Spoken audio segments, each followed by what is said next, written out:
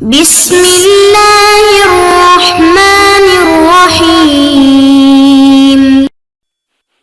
اعوذ باللہ من الشیطان الرجیم ولئن سألتهم من خلق السماوات والارض لیقولن اللہ۔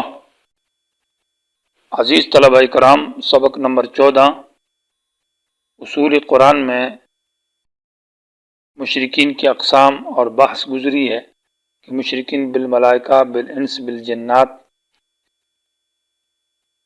اور بالعباد الصالحین۔ اب آخر میں بحث المشرکین اور یعنی بحث و عقائد المشرکین، مشرکین کے عقیدے کے بارے میں کچھ بحث ضروری ہے، اور کہ مشرک کس کو کہا جاتا ہے، اور قرآن مشرک پر رد کس طرح کرتا ہے، اور مشرکین کا عقیدہ کیا ہے، ان کے اعمال کیا ہے۔ عقائد المشرکین و اعمالہم المذکورۃ فی القرآن، مشرکین کے عقائد اور اعمال جن کا ذکر قرآن میں آیا ہے، تاکہ یہ وہم ختم ہو جائے کہ بعض لوگ یہ سوال کرتے ہیں کہ ہم تو نماز پڑھتے ہیں، روزہ رکھتے ہیں، اللہ کو مانتے ہیں، اللہ کو ایک ذات مانتے ہیں، اللہ کے نبیوں کو مانتے ہیں، کتابوں کو مانتے ہیں، پھر بھی ہم کو لوگ مشرک کہتے ہیں اور ہم مشرک کہا جاتا ہے، تو کیا مشرک کس کو کہا جاتا ہے؟ تاکہ اس سوال کی وضاحت ہو جائے کہ قرآن مجید نے جن مشرکین کے اوپر رد کیا ان کا عقیدہ کیا تھا، اور پھر ان کے اندر شرک کیسے تھی، اور قرآن نے ان کے اعمال کیا تھا، ان پر تردید کیا کی ہے۔ تو اس سوال کا جواب کے لیے پہلے مشرکین کے عقائد کو سمجھنا ہے۔ مشرکین اللہ کو مانتے تھے، اس بات میں تو کسی کا اختلاف نہیں رہا آج تک کہ اللہ کے وجود میں اللہ کے ساتھ کچھ دوسری ذات کو بھی مانا ہے کہ ایک اللہ جیسا کوئی اور ذات بھی ہے۔ لیکن الثنویۃ یثبتون الہین، ایک فرقہ گزرا ہے جس کو ثنویہ کہتے ہیں، کہ وہ دو الہوں کا قائل تھا کہ ایک خالق الخیر ہے اور ایک خالق الشر ہے۔ باقی اکثر مشرکین جو ہے وہ اللہ تعالیٰ کی ذات کو وحدہ لا شریک مانتے ہیں، اس ذات جیسی کوئی اور ذات نہیں مانتے، اور اللہ تعالیٰ کو خالق بھی مانتے ہیں۔ اس میں بھی تمام مشرکین کافروں کا یعنی گوئے کی عقیدہ ہے کہ اللہ خالق ہے، کائنات کا پیدا کرنے والا۔ اکثریت میں ایسا ہی ہے۔ دہریہ کوئی جو کافر ہے وہ ایسا ہے کہ وہ اللہ کے وجود سے انکار ہے، اور وہ مادہ پرست لوگ جو ہے۔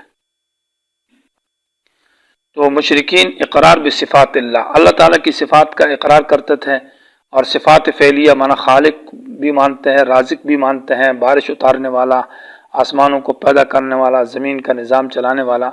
تو اس کے اوپر قرآن مجید کے بہت سارے آیتیں دلیل ہے۔ وَلَئِن سَأَلْتَهُم مَّن خَلَقَ السَّمَاوَاتِ وَالْأَرْضَ لَيَقُولُنَّ اللَّهُ، اگر ان سے پوچھے کہ آسمان کو کس نے بنایا، زمین کو کس نے بنایا، تو کہتے اللہ نے۔ یہ پوچھیں کہ بارش کون اتارتا ہے، تو کہتے اللہ۔ یہ پوچھیں کہ اس کائنات کو، آسمان اور زمین کے نظام کو کون چلاتا ہے، اور یہ تو کہتے ہیں کہ اللہ۔ تو اس سے معلوم ہوتا ہے کہ مشرکوں کا عقیدہ صفات فعلیہ، اس کو توحید الربوبیت کہتے ہیں کہ اللہ کو رب مانتے ہیں، متصرف مانتے ہیں۔ دوسرا یہ ہے کہ ادعاء تقربہم الی اللہ، وہ اللہ کو مانتے ہیں تو اس لیے اللہ کا قرب کا دعویٰ بھی کرتے ہیں کہ ہم اللہ کا قرب چاہتے ہیں۔ وما نعبدہم الا لیقربونا الی اللہ، ہم اللہ کی عبادت نہیں کرتے مگر اس لیے کہ اللہ کا قرب چاہتے ہیں، گویا کہ اللہ کو مانتے ہیں۔ تو مشرک بھی گویا کہ اللہ کا قرب چاہتا ہے، اور مومن بھی اللہ کا قرب چاہتا ہے، لیکن مومن قرب کا جو ذریعہ اور طریقہ ہے وہ توحید کو بناتا ہے کہ اللہ کے ساتھ ذات میں اور صفات میں کسی کو شریک نہیں مانتا، کسی ایک صفت میں بھی، جبکہ مشرک بعض صفات میں تو شریک نہیں مانتا لیکن بعض میں شرک کرتا ہے، عبادت میں، دعا میں، پکار میں، مشکلات کے وقت غیروں سے مانگتا ہے، یا علم الغیب میں، یا تصرف کے اندر۔ تو گویا کہ مشرک جو ہے وہ قرب کا ذریعہ شرک کو بناتا ہے۔ تو این راہ کہ تمہیں روی بترکستان، یہ راستہ جس پر تو جا رہا ہے یہ سیدھا نہیں ہے، یہ راستہ غلط ہے، ترکستان کی طرف ہے۔ راستہ قرب کا شرک نہیں ہے بلکہ توحید ہے۔ تیسری بات کہ ایمان بھی مشرک کا ہے لیکن ساتھ شرک بھی ہے۔ وما یؤمن اکثرهم باللہ الا وهم مشرکون، سورہ یوسف کے اندر ہے کہ اکثر کے اندر ایمان نہیں ہے مگر اس حال میں کہ ان کے ساتھ شرک بھی ہے، یعنی مومن ایمان بھی ہے اور شرک بھی ہے۔ اور قاعدہ منطقی یہ ہے کہ نتیجہ تابع تحت الارذل کا ہوتا ہے، رذیل جو گھٹیا ہوتا ہے۔ تو ایک طرف ایمان اور ایک طرف شرک ہوگا تو نتیجہ یہ ہوگا کہ یہ مشرک کہلائے گا۔ چوتھی بات یہ ہے کہ دعاؤہم فی البحر، سمندر کے اندر یہ دعا مانگتے تھے تو اللہ ہی سے مانگتے ہیں، تو گویا کہ اللہ ہی کو مانتے ہیں۔ دعوا اللہ مخلصین لہ الدین، اور 5ویں نمبر پہ عام مصائب کے اندر بھی دعا جب مانگتے تھے تو اللہ ہی سے مانگتے تھے۔ سورہ نحل کے اندر، سورہ روم اور زمر کے اندر ہے اذا مسهم ضر دعوا اللہ مخلصین، معنی مصیبت میں مشکلات میں اللہ ہی کو پکارتے ہیں۔ اسی طرح نمبر 6 یہ ہے کہ عام حالات حاجات کے اندر بھی اللہ سے دعا مانگتے تھے، اگرچہ وہ دعا جاہل لوگوں کے طریقے پر ہے۔ اللہم ان کان ھذا ھو الحق فامطر علینا حجارۃ من السماء، ابو جہل نے کہا کہ اگر یہ قرآن یہی نبی حق ہے تو ہم پر پتھر بارش برسا دے۔ تو گویا کہ اللہ سے مانگ رہے ہیں تو اللہ کو مانتے ہیں، اور بیت اللہ کا غلاف، کعبے کا غلاف اٹھایا ہوا ہے۔ اسی طرح وقت تاکید جب کسی بات کو پکا کرنے کے لیے قسم کھاتے تھے تو اللہ کے نام کی قسم کھاتے تھے، وَاقْسَمُوا بِاللَّهِ جَهْدَ أَيْمَانِهِمْ، گویا کہ اللہ کے نام کی قسم کھانا یہ بھی اس بات کی دلیل ہے کہ اللہ کو مانتے ہیں۔ اس طرح عبادت مالی جو کرتے تھے اپنا زکوٰۃ میں، عشر میں، تو وہ اللہ کے لیے کرتے ہیں۔ سورہ انعام کے اندر ھذا للہ وھذا لشرکائنا، اپنے شرکاء کے لیے بھی نذرانہ، شکرانہ، مزار وغیرہ کے لیے، اور اللہ کے نام کا بھی دیتے تھے۔ تو ان کے اندر یہ عقیدہ بھی تھا۔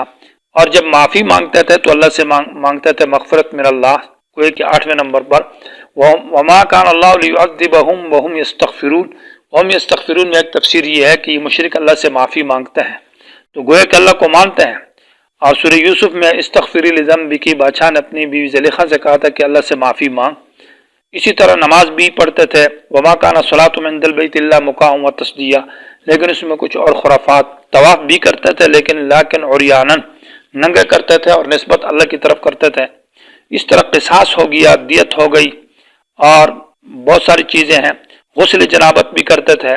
بیت اللہ کی بنا جب کی تو حلال مال سے کرتے تھے، حرام مال سے نہیں کرتے تھے، اس لیے جب وہ رقم حلال مال کی ختم ہو گئی تو حتیم بیت اللہ سے باہر رہ گیا۔ تو اس نقشے کو آپ دیکھیں تو یہ نقشہ جب کھینچیں تو پورا مسلمان نظر آتے ہیں۔ وہ مشرکین جن کو اللہ نے مشرک کہا ہے، کافر کہا ہے، جہنمی کہا ہے، ان کے تمام تر عقائد جو ہے وہ اسلامی عقائد معلوم ہوتے ہیں۔ یہاں پر یہ سوال پیدا ہوتا ہے کہ یہ جو ہے اس لیے ان کو کافر اور مشرک کہا جا رہا کہ یہ رسول کو نہیں مانتے، یعنی ان کو کافر پھر کیوں کہا جا رہا؟ تو یہ سوال یہ ہے کہ ان کو یہ رسول کو نہیں مانتے تھے۔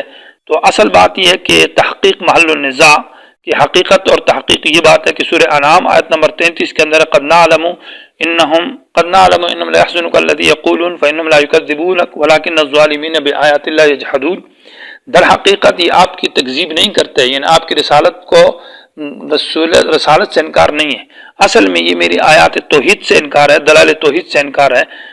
گویا کہ اصالتاً اصل میں رسول کو مانتے تھے لیکن مسئلہ توحید کی وجہ سے آپ صلی اللہ علیہ وسلم کے ساتھ اختلاف اور مناظرے بحث مباحثے کرتے تھے۔ وہ یہ سوال کرے کہ یہ قرآن کو نہیں مانتے اس لیے کافر ہے، تو نہیں، یہ بات بھی نہیں ہے، قرآن کو بھی مانتے ہیں۔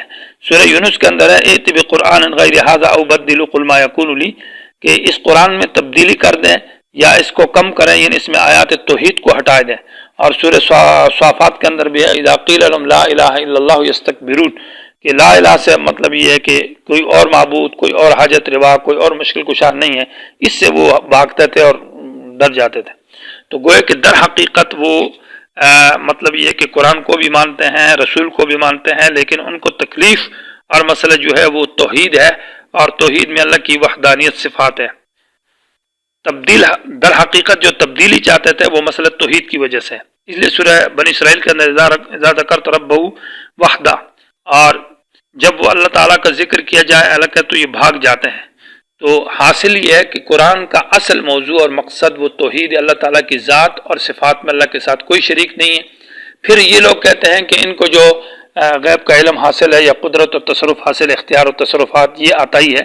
تو مشرکین مکہ کے اندر بھی یہی بات تھی کہ وہ ان کے لیے عطائی مانتے تھے اور اسی عطائی کی طور پر ان کی عبادت کرتے تھے یا ان کا نذرانہ، شکرانہ، ان کو حاجت روا، مشکلات کہیں مانگتے تھے۔ اس وجہ سے قرآن نے ان پر شرک اور کفر کا فتویٰ لگایا ہے۔ گویا کہ یہ مشرکین کے عقائد ہیں، اور ان عقائد کو اور ان اعمال کو اگر دیکھا جائے تو یہ پورے مسلمان معلوم ہوتے ہیں، لیکن پھر بھی قرآن ان کو مشرک اور کافر کہہ رہا ہے۔